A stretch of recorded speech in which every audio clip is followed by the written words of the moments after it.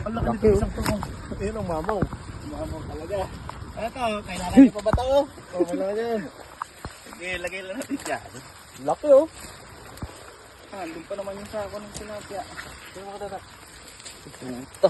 Sako ng tilapia! Hindi, sama mo na yan. Tanggalin mo naman ito. Hindi, maliit to eh. Oo. Laki. Separate lang ito. Uy, sako!